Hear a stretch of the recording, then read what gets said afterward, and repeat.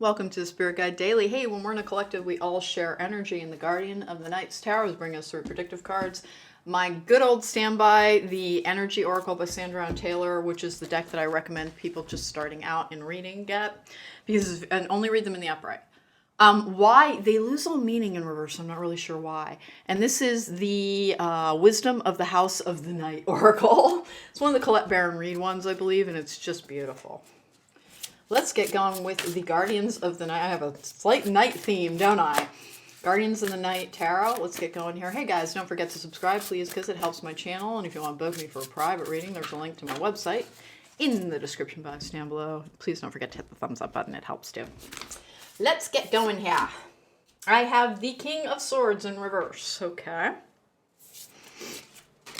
With the Three of Cups in the upright. Alrighty. I'm clearly taking a pause here. The Devil in reverse. Awesome. This is a repeated one from the one I just did. Listen, there's somebody in the past who used to manipulate the living crap out of you that you're going to have a reunion with, and you're totally healed. Now, why is this a repeated energy? I'm not positive. But the Three of Cups is often a reunion or a celebration energy. For some people, it's just going to be the whole, like, oh my God, I'm different. I thought of that person, I didn't care. Instead, I said, ooh. Like, and that can really happen. Particularly when, here's what happens to people who have a tendency towards codependency, which are emotional trauma survivors. It was something that was done to you. Please quit thinking it's an insult. It's an injury. If you have been codependent in the past, it's because one of your primary caretakers as a child did not fulfill an emotional need that is a fundamental human need. And you spent your time in relationships going forward looking for a person usually exactly like your original injurer, the person who did that injury to you. So it will frequently be like one of our parents or sometimes both. You went towards partners because they have the exact same energy signature and you were looking for love from that needed source. As you heal yourself within, you're like, oh no, I see you very clearly now, oh eek, oh gosh. And you're able to be your own best friend. You don't crave that person's approval. You don't crave that person's approbation. You don't care about what they think of you. You care what you think of you. And that's what this is all about. And the Devil in reverse is releasing a relationship that doesn't serve you. Now, conversely, what this can also mean for some people is somebody who lied to you in the past is coming back into your life and they're trying to make amends. That'll be the truth for some people, because the Devil in reverse can be about recovery from substance abuse, and it can be about making amends. It's almost like somebody in your life wishes to be a part of your life. Question their motives. Question their motives. Make sure they are sincere. Other people can also heal and repair their damage. But this King of Swords in reverse is somebody who has misused their words in the past, potentially in lying to you. We have Summon. Oh, so that we get tested on a healing journey. Remember, it's not the exact same person, it's the same energy. It will come back to you, and the only way for you to move forward is to reject it once again. That's why the only cure for codependence is independence. Codependence continues, and it will move from relationship to relationship until such time as it is resolved, and you are no longer looking to fill an energetic space within with another person's energy. Instead, you are whole within. And that is not the same thing as not having love. It just means that you only accept real relationships and real love, which means that you won't put up with poor treatment in the name of love.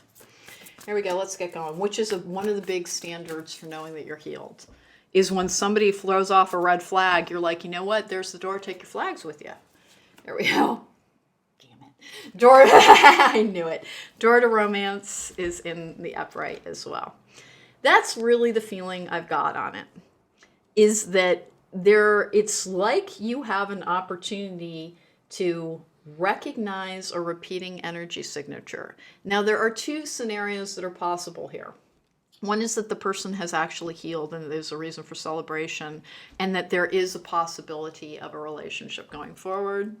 But for others, it is about having healed from codependency. You're now capable to achieve healthy love. It's a cause for celebration. And you did not even hesitate in recognizing the lie that this person is trying to tell you. And it may not be somebody from the past, but it may be somebody in the exact same energy. one of the stories was telling on my podcast was that, very amusingly, I had this guy in my life who was married and he wanted me to have an affair with him, and I would not go for it, and I would not go for it. And over the course of, and it didn't take very long at all, I started to realize this guy was the biggest liar I'd ever met in my life. Every single time and he actually wasn't, he was a repeating energy signature. And I started to make a game out of it. Whenever I see him now, I'm like, I wonder what he'll lie to me about. And it was a repeating energy signature. It was not the same person, but it was the same personality type that I had fallen for in the past, because this guy was trying to make me feel sorry for him over and over again.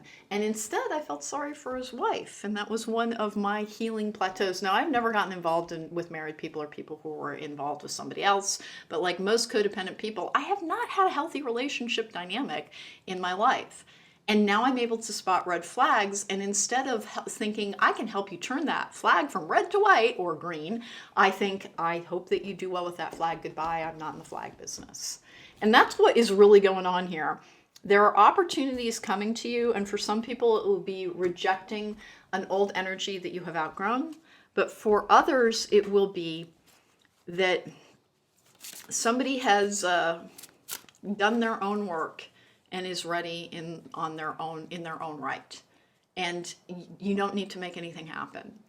And if any part of you is triggered into a longing or a craving energy, that just means you still have to heal. If you're in the space where you hear, oh, somebody from the past might be coming back and there is a reunion with that, and you think, I am very ambivalent about that because I am not the same person who was once interested in that person, then you're healed. And you're healed. Doesn't mean that there's no chance there. It's just that in order for any connection to stay in your life, it has to be in a healthy energy.